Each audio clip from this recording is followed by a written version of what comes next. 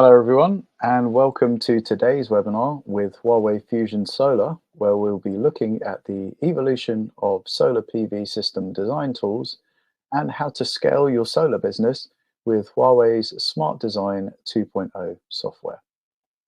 I'm Andy Colthorpe, Deputy Editor-in-Chief at Solar Media. Solar Media is the publisher for PV Tech and Energy Storage News, and I'm delighted that today's Tech Talk webinar is brought to you by both of those industry-leading channels. We're entering a terawatt era for solar energy, and the adoption of renewables has accelerated dramatically. We still have a long way to go, but I remember when I started writing about solar PV back in 2013, and the world's share of electricity generation from solar stood at about 0.5% of the total. According to the IEA, it reached 4.5% this year. So that means it's multiplied 9 times over in less than a decade. Around 240 gigawatts of installations in 2022 represented a growth of more than 40% from the previous year. And now, with the world surpassing the 1 terawatt mark of cumulative installations by the end of last year, a recent report from trade group Solar Power Europe forecasted that up to 402 gigawatts could be recorded in 2023, and by the end of this decade, it is likely that new installations alone will exceed 1 terawatt each year. While that's exciting news for us to all think about, to think that solar will be almost everywhere within a few years, there will be challenges ahead too. Some of those will, of course, be sort of big picture challenges at the macro level around policies, regulations, grid connection queues, permitting, and much more. But there are also challenges at the level of individual customers and installers too. And helping solve some of those is at the heart of today's topic. The cost of solar is now below that of power generation from fossil fuels, but for the individual customer, it still matters that you can get a proposal from your installer that's cost competitive within the PV market. You also need your system to be as efficient as possible and generate the maximum power it can as often as it can. You also need to be able to work quickly and meet the needs of a market in which demand is growing much faster than ever before. Solar system design software gives you a powerful set of tools to do that. And today we will be hearing from a Huawei Fusion Solar expert speaker how SmartDesign 2.0 works and how you can use it quickly and easily to create winning designs. As you will see from the demonstration today, there is so much that SmartDesign can help you with, and its ease of use is matched by its customizability. It allows you to take into account specific circumstances of an installation site, which equipment you want to use, and even takes care of the electrical design. So joining us today is Enrico Lomana, Product and Solution Manager at Huawei Digital Power. Hi, Enrico. Hello, Andy. Hi there. Enrico will give a brief overview of SmartDesign 2.0 before a live demonstration in which he will design a rooftop PV plant using the software. So yeah, really looking forward to that. And I have to say that I've actually been messing around a little bit with the SmartDesign software myself, and yeah, it's a really, if it's not too unprofessional to say it's a really cool experience, then I will say exactly that. Yeah, been a lot of fun. As always, interaction with you, the audience, is very important to us. So please do put your questions for Enrico into the questions tab, which you can see on the right-hand side of your screen. We won't be able to answer all of your questions live during the Q&A at the end, but Enrico and Huawei representatives will be happy to follow up with you offline and continue the conversation there. So with that, it's my pleasure to hand over the stage to you, Enrico. Thank you very much, Andy. And let me share my presentation, of course. First of all, thanks to everyone joining this webinar. And I'm Enrico Lamanna, and I'm Product and Solution Manager for Huawei Italy. First of all, I want to reassure all of you, this is not going to be one of those boring presentations when I'm just going to be talking about something. Of course, I'm going to do a lot of talking, that's for sure, but it is because I actually want to show you, we want to show you how the Smart Design 2.0, our Smart Design 2.0 actually works.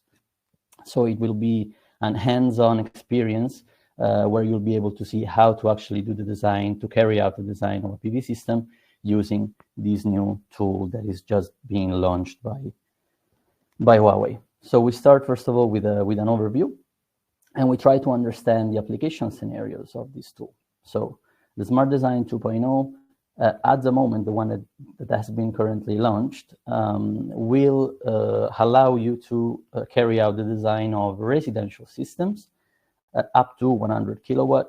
Of course, I think there's plenty of space to draw a residential system within 100 kilowatt.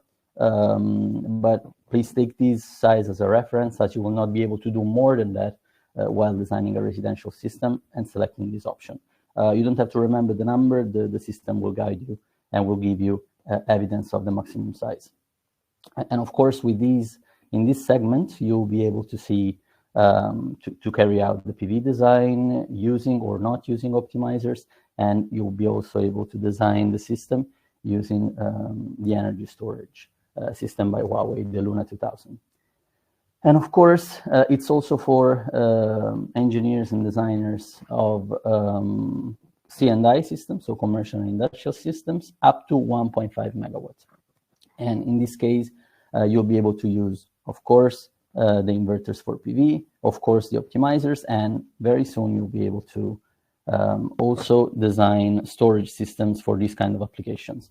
Now, let me tell you that this system is not going to stay as it is now forever. It is going to evolve, it is going to improve, it is going to add new functionalities, and it is going to adapt to make sure that you always get the best experience you can. And of course, it is going to expand in 2024. I said about the C&I storage solution, but design, but it will also, from this point of view, help you to design microgrids as well. So first of all, when you start, you'll be able to pick which of the two segments which of the two kind of systems you want to design, so either residential or C&I systems, and you'll be helped by the automatic system all the way through to design your plant, and you'll be able to see that in a minute. And of course, the automatic design is not only for the rooftop design, so the placement of the PV panels, but it will also help you with the electrical design and sizing of the system, all done automatically or manually. We're actually putting a lot of flexibility. You will probably hear me say this word a lot during the presentation, but that's because it really is a flexible system, and you'll be able to see that in a minute. One very important point is that this design tool will also give you an estimate of what the production of your system will be, and it will not just be throwing numbers around, but it will tell you how much, a real estimate of what the system will actually be able to do during its lifetime, because it takes real weather station data from points all over the world, and you'll be able to select the closest to the place where you're actually doing the design. And this will allow you to actually see as well the irradiation that each PV panel on the site where you're doing the design is going to get. So you will see that in a little bit. Of course, for now, these are just words, I understand, but I'll show you what I mean in a bit. And of course, it's going to help you, like I said before, with the electrical design as well, giving some suggestions on the best inverter and storage system that you'll be able to use. And of course, at the end of that, you'll be able to get a report that is actually well packaged in order for you to share it with your customers, or to keep it for yourself, or even to just use as a reference. And next year, you will also be able to customize this report by adding your company logo and make sure that this report is actually fully coming from your company, and to really have a professional presentation of the system design for the final plant owner, so that you can really enjoy seeing all the good things, that all the benefits that you will get from having this PV system. So we start to move into this hands-on experience. And first of all, let me show you which are the links at which you can access the system. So you can already start playing around with it. So according to your area, this is the list of all the regions where the software is currently being launched.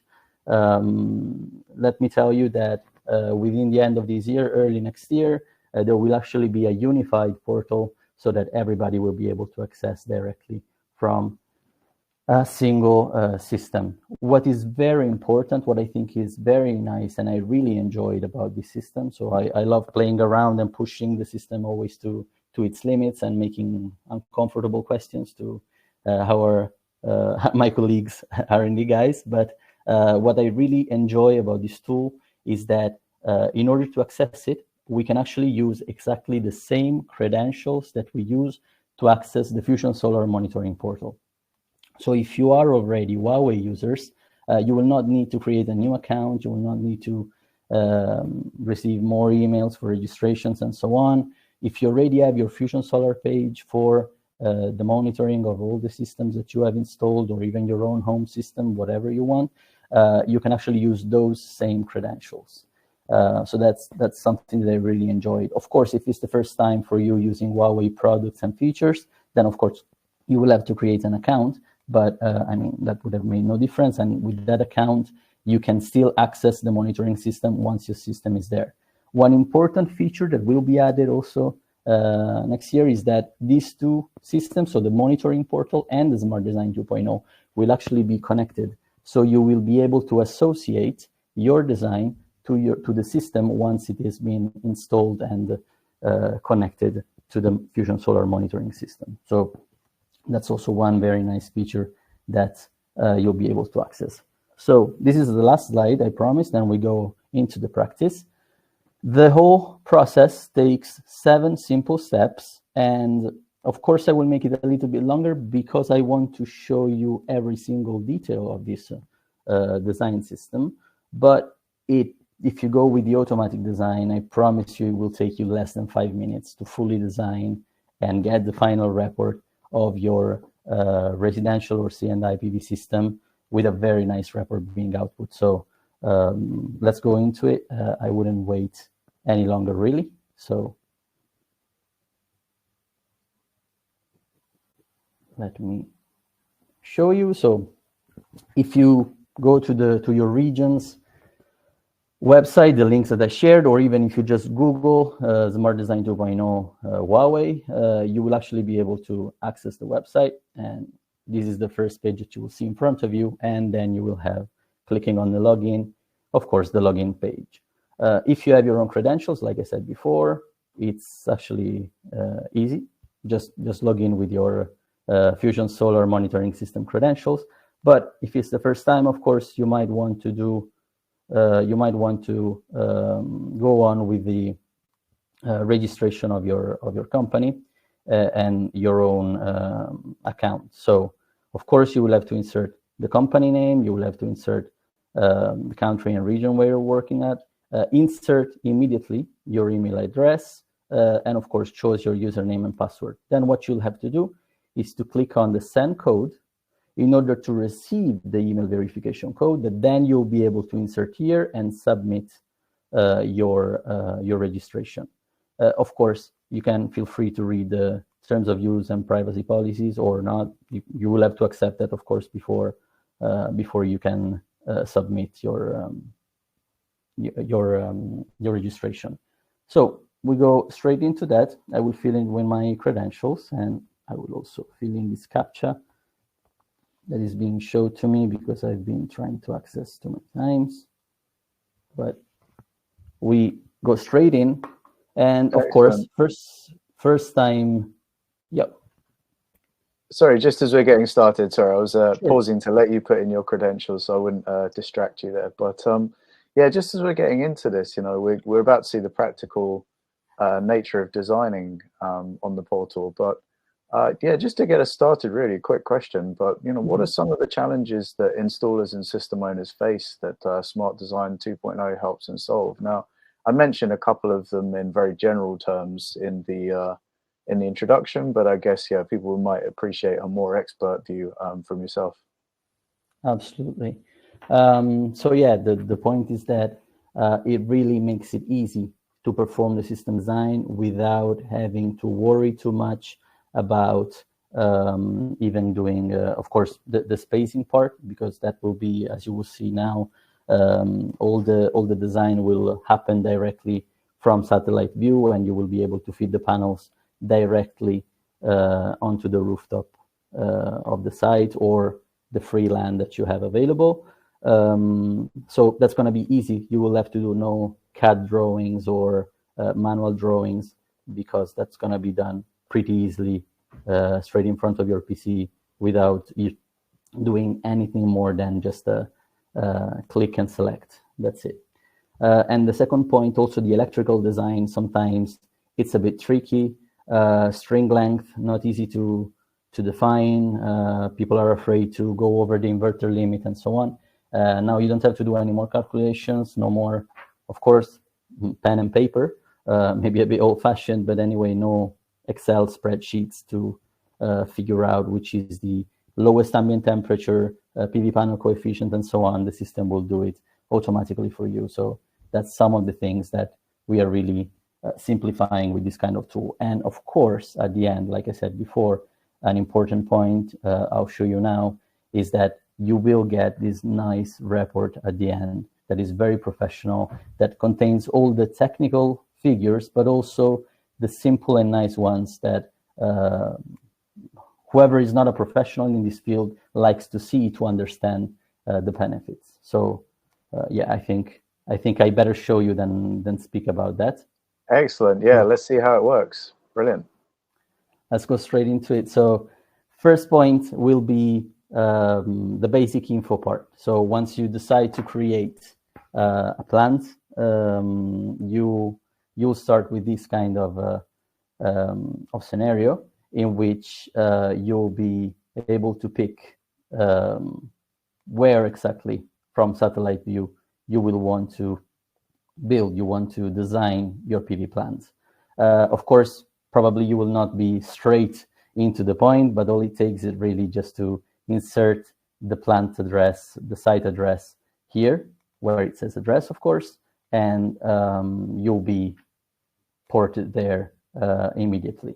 Of course, you will have to give the project a name. Of course, this one is going to be dedicated for this demonstration.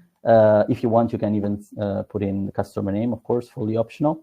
And like I told you before, you'll be able to select one of the closest weather stations that you will have for this site. Of course, I've chosen Italy. I'm based in Rome, so I've chosen Italy to be more comfortable and to still keep feeling at home. This is not my home, I would like to tell you. I don't have such a big roof, not even a villa, actually. But I thought it would be nice to just show an house that I had found from satellite view quite soon, quite easily. Of course, you'll have to select which kind of grid you are connecting to, whether that's three-phase or single-phase. And that, of course, will exclude either three-phase or single-phase inverters from the design.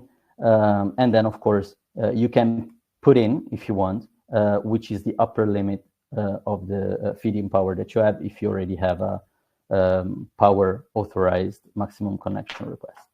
And of course, the power factor if necessary, and even a brief description if you please. Once that's done, so you have selected the area that you would like to use for your system design, you're ready to move to the second step, which is the load definition part. Now, yeah, of course, this part is relatively easy. So you put in here what is your annual energy consumption, and this annual energy consumption will be distributed across several months. And then you can select the load profile of your day. So the different profiles that you have available are daytime profile. So of course, that means you will have most of your consumption focused, centered into the daytime. you can have morning and evening peaks, which is very common for people that work outside of their home. And of course, you're going to have the morning peaks when everybody wakes up and gets ready, and the evening peak when everybody is having a rest back home. But of course, not all sites are residential. You can have just an evening peak, simple as that, or a mostly focused at nighttime kind of consumption. But at the same time, you can also have a customized kind of model where you can actually enter here into this pencil part and select precisely where you want to have your where you want to put your consumption. Okay, so, and Enrico, just to take a quick pause there. I mean, it's great that you can customize a lot of the consumption settings, but I'm just wondering, on a more automated basis, once you've set the annual electricity consumption, kind of what model or algorithm is used by the system to generate those, monthly electricity consumption sort of assumptions? Right. So, of course, the system actually uses a simple mechanism, a predefined mechanism to distribute these total annual energy consumption across the year, across the months. So you will see that in the cold months, you are going to have a higher consumption. And of course, the same occurs during the warm or hotter, actually, months. I could say in Italy, very hot. But that's because, of course, you are going to have air conditioning on. Most people now have air conditioning. So that's where the consumptions are mostly peaked. But of course, you can feel free to change the numbers at will. So if you want to put here 100, because from your past year electricity bill, you have actually, you know exactly what is the pattern of your monthly consumption. You are free to do that, no problem. And of course, the annual energy consumption will also change. If you just want to put a precise energy consumption, of course, the system will distribute it across the months manually, basically adding in if you're adding or removing if you're removing on a weighted basis, depending on what is already filled in here. So first time you do it, you basically will find a distribution which is, let's say, a reference distribution.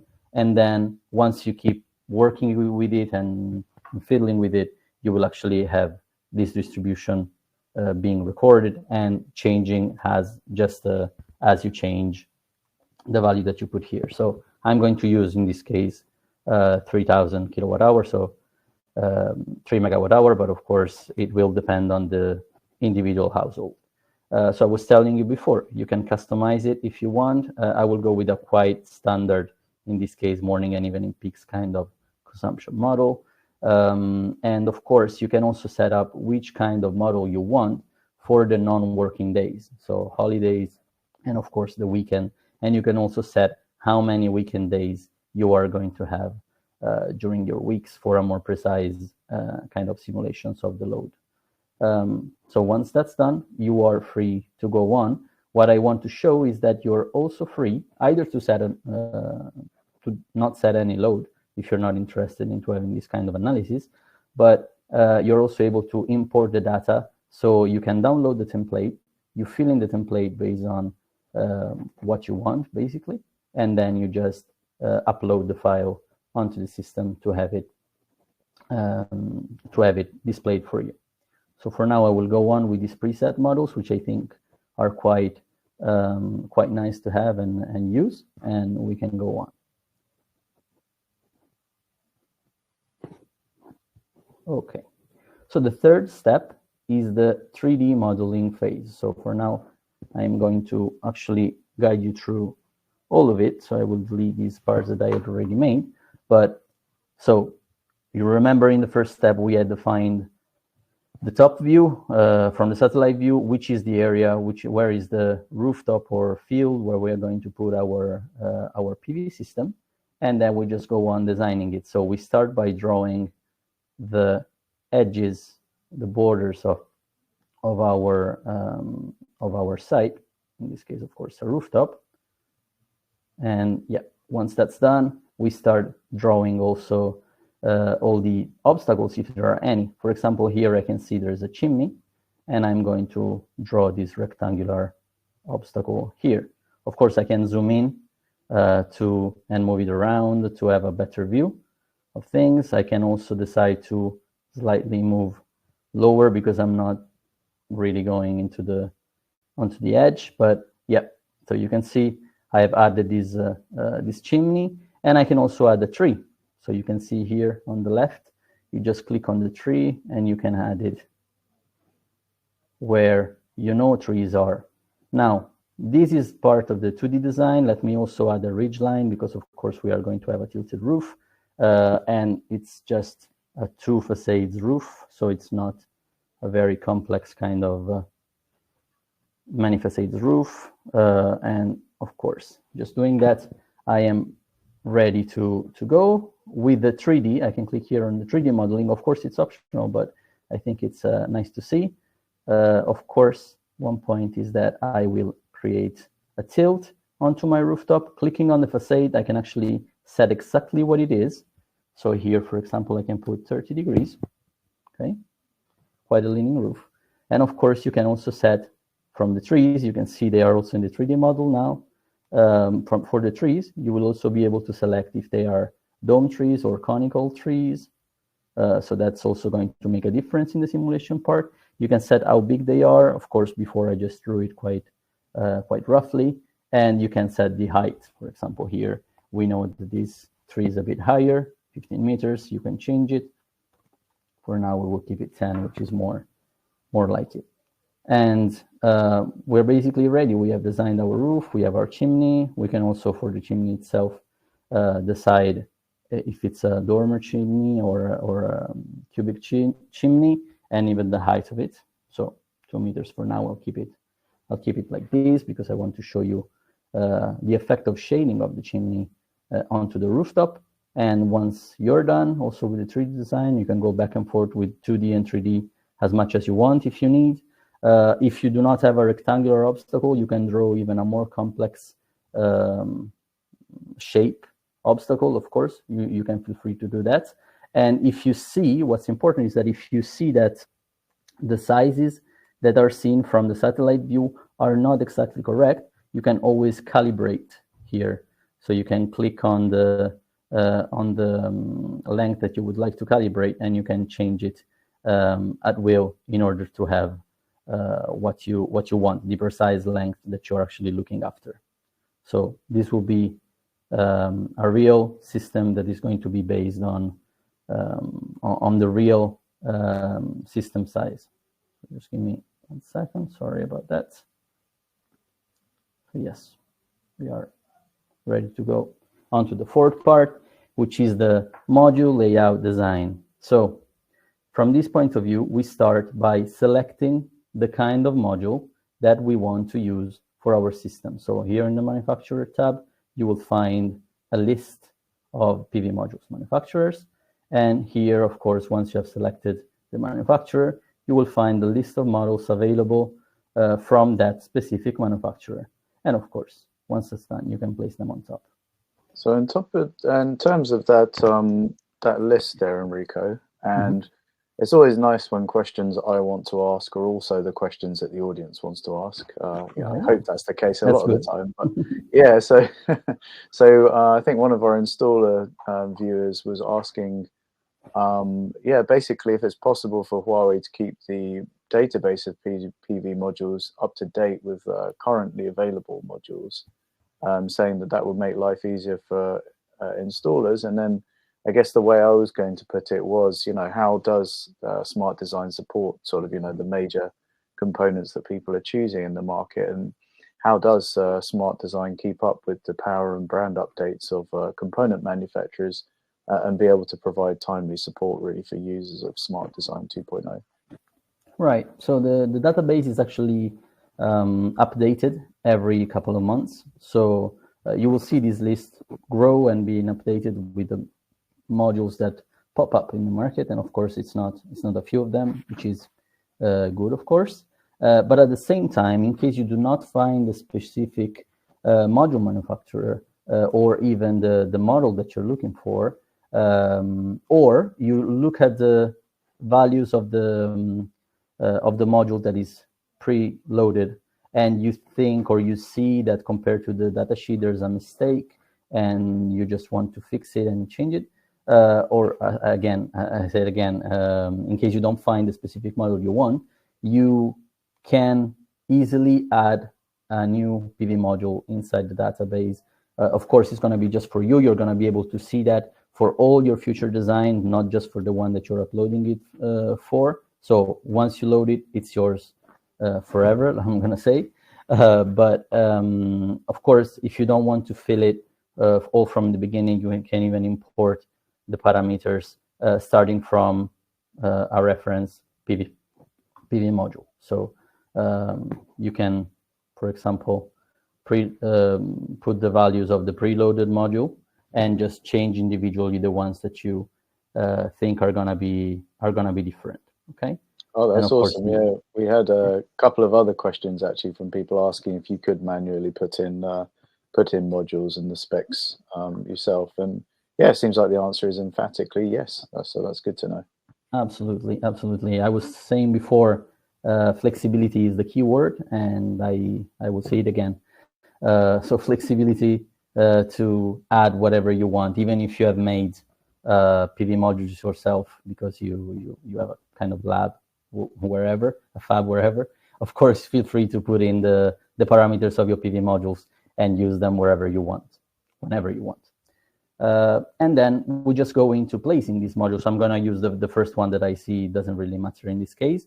We're placing them on. So first of all, we select the facade of the roof where the surface where we want to place the PV modules, first thing. And we can give the area name, of course, rooftop south, for example. And we can select which kind of support we want the modules to be mounted on. Of course, generally when we're talking about rooftop structures, we are having them directly placed against the roof itself. But if we're talking about a kind of field configuration, then of course we're going to have structures and some specific structure holding it at a tilt that we can set. It's not going to be the same as the rooftop tilt, of course. We can select which kind of direction we want to give to the modules, either landscape or portrait. The orientation, even if we don't want them to be just in the landscape or portrait orientation, and of course the spacing. So for now, I'm going to go with the automatic kind of configuration. So you have seen the PV modules have appeared directly into the landscape orientation, like I put it. But if I change it to portrait, of course, you see we can have a different amount. And here at the bottom, you're able to see the DC power that is currently being installed with these 58 modules currently being put here. So that's about 20 kilowatt peak installed here. So of course, this is not ideal. There is no space for maneuvering, but we can easily change this, again, working with the additional settings. So first of all, the distancing from the walls. We can increase that, for example, to 50 centimeters. And here it is. We're already having a more kind of like it structure. And of course, the array height, we can set a limit. Distance from obstacles, we can set a limit if we want. And what is most important, I think, the O&M channels, in order to be able to do some maintenance onto these kind of systems. Once we select the O&M channels, we'll be able to set after how many rows we'll be able to add these pathway for maintenance. So of course, for example, we can put every 2 rows once, and okay, we can put every 2 rows. And the row separation, we can decide exactly how much it is. Again, for the columns also, we can do the same. And of course, frequency gaps we can set to 3, and you can see here how the system is better placed than before. Now, of course, I might decide that I do not want PV modules here, for example. So I can simply delete it. You can see I can one by one delete the modules that I don't want.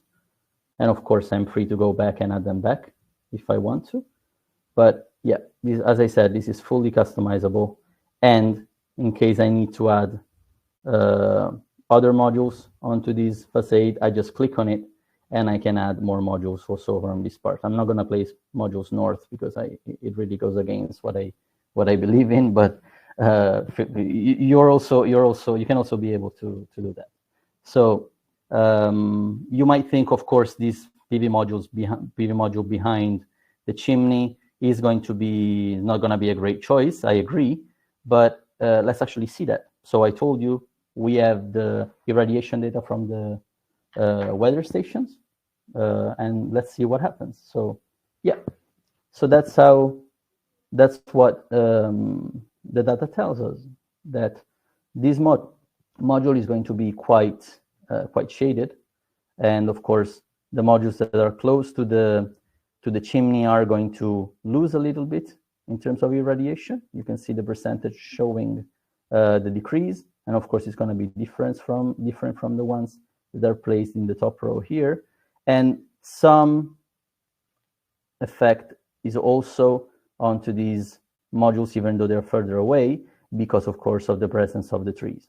So yeah, we're actually able to see if a panel is strongly affected by the shading of the obstacles that are on top, and arrange the system as necessary, as desired. So for now, we will go with this kind of configuration. Of course, again, it's not ideal, but of course, Huawei also has among their product line also optimizers. So we will see it now when we go to the electrical design, that we are actually able to do the design even doing optimizers. So let's wait for the system to load. Of course, there's got to be some congestion to the connection. Just a really quick question while we're waiting on that, Enrico. And yeah, I think one audience member was just curious to know if you can change the blue color of the panels to black. Yeah, sure, absolutely. Let me go back so that you can see it. Yeah. So yeah, you can see here, you can select the color of the PV panels as being black. So yeah, you can see again, part of the customization is being able to select it. Now, I think maybe some Italian customers or colleagues even might ask if they're able to change it red, because there are actually some historical areas in Italy where you're not allowed to have PV panels of any other color than the same as the rooftop, or kind of a similar shade. At the moment, of course, this is not possible, but it's something that could be introduced in the future updates. So, of course, at the moment, the answer is no. I was preventing a question. Of course, they are very rare scenarios, but yeah, we have some quite strong environmental and historical areas constraints in Italy, and it can happen to be forced to have red tinted PV panels. But anyway, we go on. We stick with black, like the answer was, like the question was requesting, and we move to the fifth step, the electrical design. Again, I said I'm taking a bit long to show you all the different steps, but I think you can see already, even if you're not doing it yourself, you can see already how quick this can actually be as we go on. So we start with the dimensioning, and the first thing that we can set is how much do we want to oversize the DC part of our system compared to the AC part. So often we hear about the DC to AC ratio, so putting more DC power than AC power. And why do we do that? There can be several reasons. One reason could be because I love Huawei products, and I know that I can charge the batteries with the excess production of my system, even if the power that I'm producing is more than the inverter power. So suppose I'm producing 8 kilowatt over a 5 kilowatt inverter, but I have batteries that are not fully charged. I can put the excess 3 kilowatt into the batteries. That's something that I can do because they are DC coupled, of course. But maybe it's not for that. It's because I am studying more about PV, and I'm starting to understand that sometimes a DC oversizing is a good choice, because I know that the system is not going to reach its peak power, or rarely reach its peak power, and therefore there is no need to actually place an inverter that has exactly the same power as the DC system, or because I know that I have west-east kind of orientation, and of course I might want to not put an AC power. I know that the system is not going to develop the peak power, and therefore I might want to save a little bit in the connection request, in the inverter size, and so on, and pick a slightly downsized inverter. You can select the oversizing here. So whatever is your choice, oversize, undersize is a bit weird, but if you want to oversize, feel free to do that. And of course, we're going to stick with the 100%. So 1.1 DC to AC ratio. And we can decide if we want to put optimizers or not. Let me delete this part here so that I can show you the actual configuration. We can decide if we want to use the optimizers or not, if we want to set up a storage system or not. Anyway, once we are ready, we can simply click on the auto design part. So, of course, in this case, my system is designed so that I can have optimizers. So you can see we already have the connection here. So this one that you can see in blue is the first string, and this one, second string, sorry. And this one, the bottom one that now is highlighted in blue, is the second string with the connections of the PV panels all together. Of course, like I told you before, here you're seeing everything connected in series because we have optimizers. So we don't really worry about shaded PV modules bothering the strings that do not have, the shaded PV modules bothering the rest of the panels in the string, because we have optimizers. So really easy design, really. So we just go with the automatic, very, very easy. But of course, we might want to, let me delete it again. So we might want to do the design ourselves. So we start designing the strings manually ourselves. So first of all, let's go with the manual design. First of all, we select which kind of inverters we want to use. So of course, we pick between single phase and three-phase inverters. For now, I will go with the three-phase ones. I will, for example, just put one inverter, and I can put, let's say, a 10 kilowatt inverter, M1, one inverter with optimizers, and the battery, of course, if I want or not, doesn't matter. I can choose it. So now I've chosen the inverter. And now in this kind of configuration, I'm having the issue of the strings, of course. So I have 14 kilowatt here installed, kilowatt peak installed. I could need another inverter. I only have 2 inputs in this kind of inverter. So while I'm doing the manual design, I am facing this kind of issue. Of course, I could test it. So I don't want the auto design. I don't want it to help me. And I just want to make the string as long as possible. So I just click on the PV modules, and I start connecting them all in series as much as I can. But of course,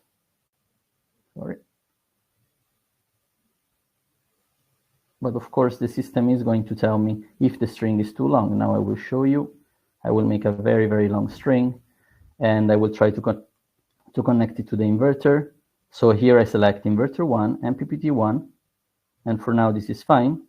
If I keep increasing the length of the string too much, yes, you can see now I have reached the 29 PV panels, and I am starting to get an error because I have reached the upper threshold, so the maximum power that I can actually install into the input of the inverter. So for now I have reached the 10 kilowatt. So this is a 3-phase 10 kilowatt inverter. and the system is telling me you are reaching the upper threshold of power that you can make with a single string. So you better stop here, okay?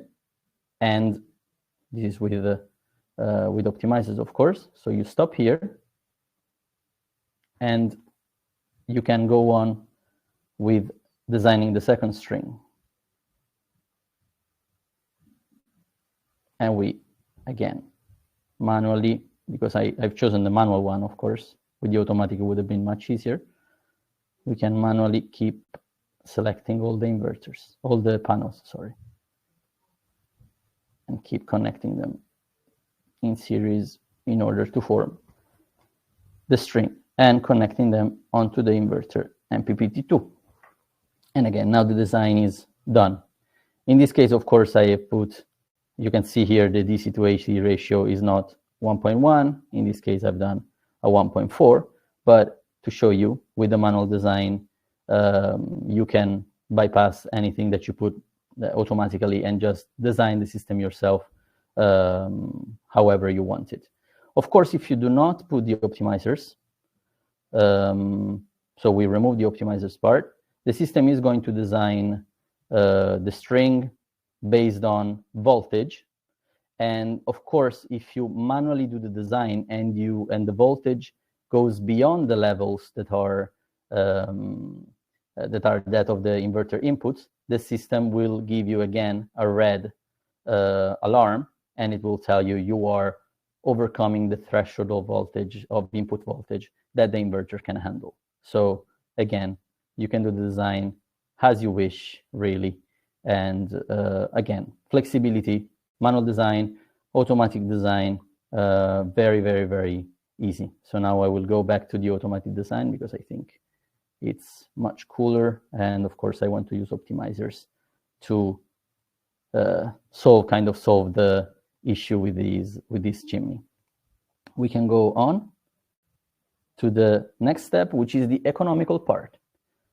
So what is nice about the tool I told you before is that it will give you a report, but we know that when we make these kind of choices, whether I want or not to have my PV system installed in the rooftop, owners are going to do it also based on what is the investment kind, how am I going to invest, and is it worth it? And of course, you can show them that it can be worth it. So first of all, the cost setup part here, you can select the currency, of course. As a default, you might find the Chinese yuan, but of course, select euro or whatever currency in your country, since I think we're not only speaking to European guys, maybe even people from the UK will use the pound, whatever. Of course, you can even make an analysis of the net present value. So you can, in fact, consider that the system, that the money that I'm investing today, if I'm investing today 10 euros, 10,000 euros, it's not going to be the same as investing them 10 years from now. They're not going to have the same values 10 years from now. So you can select a discount rate for that. Of course, you can select if you're going to pay or not the national tax on your returns. So let me go back here. And we start setting up the economics part. So first of all, how much is the installation going to cost? I can select a kind of price per watt kind of system. So 0.8 euro per watt, for example, and the same goes per watt hour to the storage price. Or of course, I can even select the total device cost or even a fixed price for the system and just go with that. Whatever I choose, it doesn't matter. Of course, this one is going to size and scale together with the system, so it might be a bit easier to set up. Of course, I can set up also the O&M costs if I am having, for example, an O&M contract with the final owner. So I can set this up. Again, also for the storage system, I can set it. Here I have a kind of BOQ, so a bill of quantities of my system with optimizers, inverters, and so on. And I can now set up electricity purchase price, selling price. If I expect the electricity price to increase during time, I can set up here an estimation. And I can also set up, this is very nice, I can set up a government's kind of subsidy. So I can get a subsidy by installation, like we have in Italy, 50% on your installation you're getting back. Even setting up an upper limit, so you do not go beyond the given limit, or subsidies by energy yield, like there were especially at the beginning of PV. So a subsidy based on the energy you are producing, not just the one you're selling to the grid, or a subsidy based on installed capacity. So on installed capacity. So that's on the kilowatt peaks that you are installing on the rooftop. If you have more subsidies, you can add more and more. And you can see here, you can just keep adding lines and be ready for your financial evaluation, because when we click on next, we are going to find, we are going to get the report of how the system works from all points of view, energy-wise and economically wise. So first of all, this is the, let's say, web report. Then you'll be able to export it here on the right, and I'll show you how it's structured. From the report, you can actually select how you want to have the view of your system. So for example, here we can select two different type of views. This is, of course, nothing special. Bill of quantity again, like before. How the electricity bills will change after your PV installation. So you can see before PV installation, we had this kind of electricity bills in orange, and after PV installation, we get them in green. So quite some savings. How much will be the payback time of our system with storage and all the figures of merit of the system, and of course the energy balance of all the energy produced by the PV. What am I doing with it? Of course, I am exporting most of it. I think I put only 3,000 kilowatt hour of consumption during the year with a 20 kilowatt peak or 14 kilowatt peak system. So that's more than enough to basically cover almost all the load.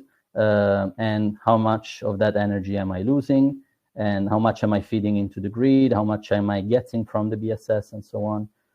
So yeah, everything ready for me to see. I can see the layout also in the report here. And in the end, let me show you how it works, how you get it in a PDF that you can, of course, print for your customers to see. Here, a nice cover and the views that we have selected, BOQ again, and all the parts that I was showing you before with the return of investment and the energy balance, the structure, how the layout of the PV modules, the wiring, how I have my strings, and of course at the end also some nice figures of amount of CO2 saved, equivalent trees planted, and all the nice numbers that we like to see showing us that we are doing a nice job, and it's really benefiting not just us and our wallet, but also the environment. And of course, here you have some data of how you set up the parameters of the simulation. That is almost it. There is one final part that I want to show you, which is the comparison. So for the same plant, I might want to explore what happens when I do two different type of configurations and I want to compare them. For example, here I have pre-prepared for you, because I don't want to take too much time, pre-prepared for you some two different configuration, one with optimizers, one without optimizers. They're exactly the same, just one is with optimizers and one is not. And you select them both and you click here on the compare and analyze. And what you get is exactly the same plant. You can see the DC capacity. Okay, this has changed. I have done something with it. You will see the comparison between the two plants, and you will be able to see, of course, what is the benefit of doing something compared to something else, or if there is any difference. And of course, in this case, it's obvious that this one is bigger because there is more capacity installed. But anyways, in general, you'll be able to see that using optimizer will slightly give you a boost, especially in these in the colder months. So yeah, BOQs comparison and return of investment comparison, so cash flow comparison as well. So really a full and comprehensive tool, report that can be exported for you to have directly on your PC. So yeah, that's pretty much all. Of course, if there are any questions, I'm here for you. And thank you very much for your time. That's good that you are here, Enrico, because there are many, many, many, many questions actually from the audience, and lots of great ones too. And as mentioned, we only have a few minutes here to get through these. So I'm going to ask a few of them of Enrico, but obviously, as I said, Huawei would be more than happy to follow up with you and get those questions answered. And there's a few questions that I think it's fair to say quite in-depth and technical, or maybe a bit commercial in nature, so can't really deal with those in the public forum. But we will answer all of them anyway. So of course we will Yeah, receive the list of questions and we will answer to all of you. exactly. So I'm going to put you on the spot with a tough one, I think, Enrico, because yeah, I like you a lot, but I think it's a fair question. So let's see how it goes. So a couple of people mentioned that there are, let's say other PV software, PV design software solutions out there. And yeah, they were wondering kind of what the differences are, and I guess probably from your point of view, what you would say might make Huawei SmartDesign competitive, or perhaps even better than what they're offering. Mm-hmm. Right. So, of course, like we have seen, first of all, this tool is specifically used for the design with Huawei products. So it is going to give you a nice design if you are going a nice simulation or a nice idea of what will happen with Huawei products in your system design. But of course, if you are going to make comparison with different inverter brands and so on, of course, you might want to consider different kind of systems. And it doesn't mean that those alternative systems cannot work together with the Huawei system. So you can actually compare the output of the two. And what is most important, this tool will actually give you these, I think, wonderful report. Of course, I'm Huawei, so I cannot, maybe I cannot say otherwise, but I truly think it. I think this kind of report that you get, it's nice and really will make a difference when you go to the final plant owner and you show them the benefits that they can get from all points of view in such a professional and nicely packaged way. So that's one plus, really. And the other point is the flexibility that you have. So you have seen you can truly do anything, but if you really don't want to waste too much time, this is something that you can do in a few minutes, because you select the area where you want to do it. Now I'm really gonna make it quick because it really is. Select the area where you want to do it. You just shape your roof the way it is. You click on the facade, you put the PV panels, and you click on the automatic design, and that's it. You're ready with your report. And once you've set up the economics once, you can actually keep it, especially if you've set the euros per kilowatt or euro per kilowatt hour. That really makes it easy for you to repeat the same all over again. So maybe first time it will take you a bit more, but then from the second time on, it will take you a few seconds, and you can easily move from one design to the other quite easily. So yeah, I think this kind of flexibility and easy of use will make it very, very competitive. Certainly, I think that flexibility is kind of part of what you were talking about. Sorry, what the title of this webinar is really, in terms of bringing scale to solar businesses, and being able to do high quality work that's repeatable. I think is pretty important, isn't it? And exactly. We had a few questions. You did mention this briefly at the beginning of the webinar, but we had a few questions about availability. So there was someone from the audience asking about availability in Latin America, and someone else asking about availability in South Africa. So yeah, is it available yet in those two regions? Right. So yeah, from the links that you have seen, of course, the portal is live, so you can go on. So yeah, it has been released also in these areas. So the ones you mentioned. So yeah, I can tell you that For sure, Europe, Asia Pacific, Latin America, China, and Japan have it released already. For South Africa, I also think so, because the link works. I actually tried it myself, the one that you can see in the presentation that, of course, you will receive.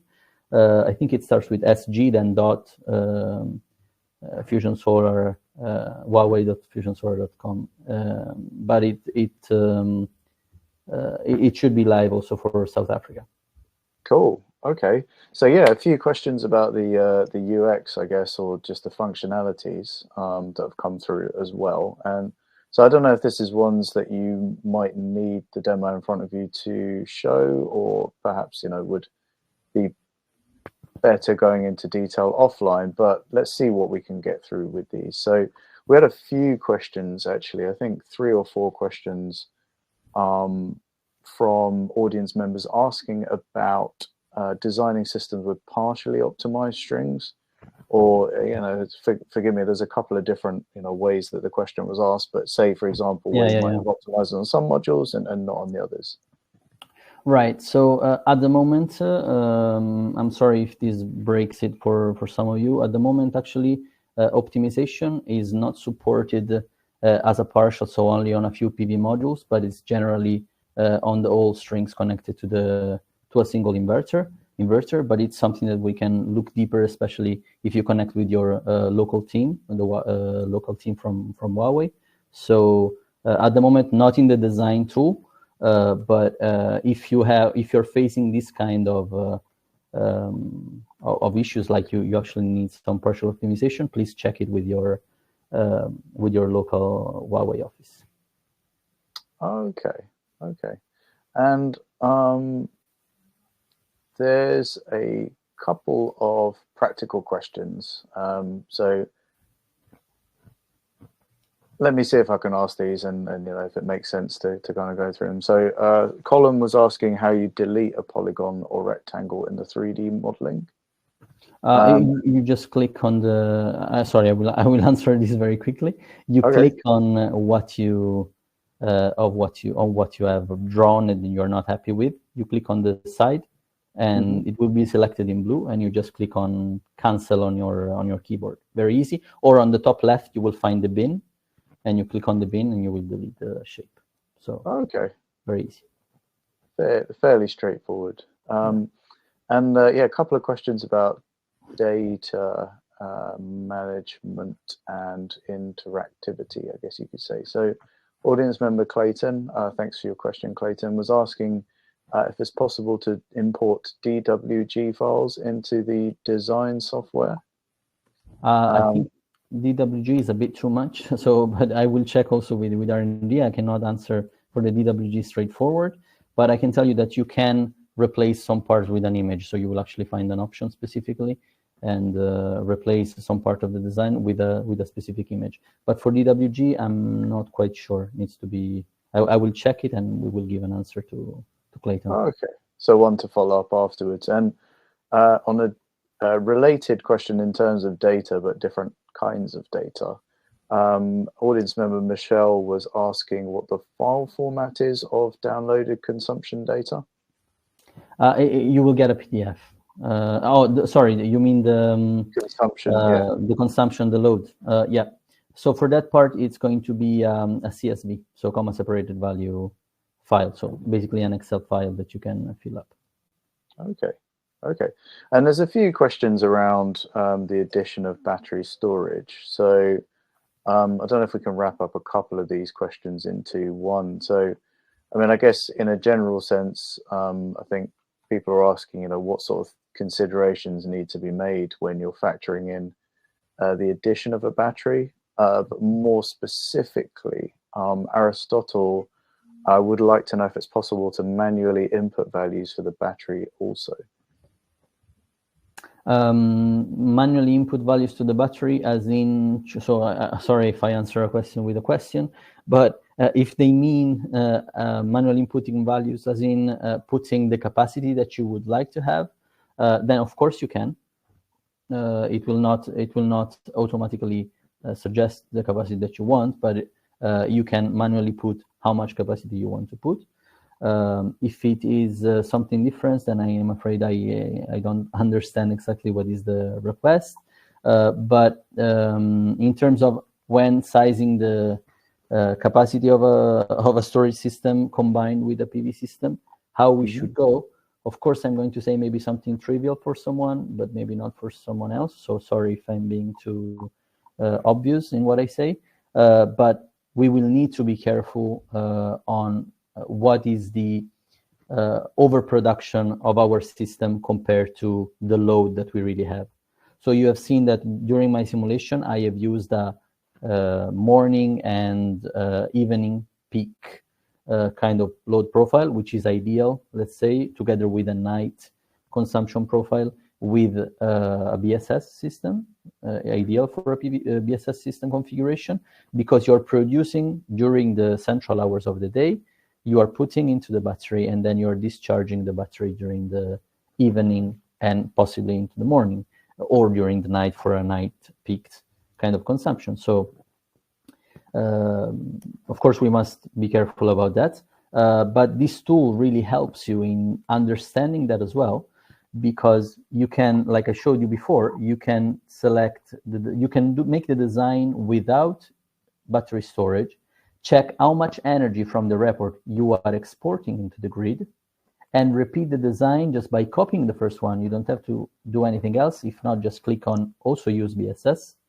You add the battery system, and you check if you are improving your economics or if you're improving your self-consumption, because sometimes we only care about the self-consumption rate and self-sufficiency rate, actually. Then it makes sense to have a battery. If increasing more the capacity of the system, because I can put 10 kilowatt hour, 15, 20, 25, 30, whatever, up to 30 for a single inverter, of course. If I see that increasing the capacity, I do not get any benefits in terms of self-sufficiency, then I am just overkilling it with the storage. So it doesn't really, it's no use anymore, and it will just increase the costs of the system. So this is something that you can do, and you can compare, and you can easily switch from one configuration to the other, because you can simply from a drop-down menu select which kind of configuration you want, with battery, no battery, how much is the capacity, and so on. Very easy. Excellent, excellent. Enrico, it's been you've been a real pleasure, and I think all of us have really enjoyed the demonstration and kind of your explanation of the key features of this, and the main things that people should be thinking about. As I say, we had a really high volume of really top questions, and I hope that we've managed to answer at least a few of them today. But of course, the rest you will be hearing from Huawei in the next few days to follow up on those for anyone that didn't get their questions answered. And I just want to say as well, there's a few really nice things said about the presentation in the questions as well. So thank you so much to everyone that signed up and watched this. Thank you so much to Enrico, and it's been obviously a pleasure working with you and with Huawei. And yeah, I guess that's all that remains really, is for me to say thank you so much, and we hope to see you again in our next webinar. Thanks very much, Enrico. Thank you very much to you. Cheers. Thanks, everybody. Bye-bye.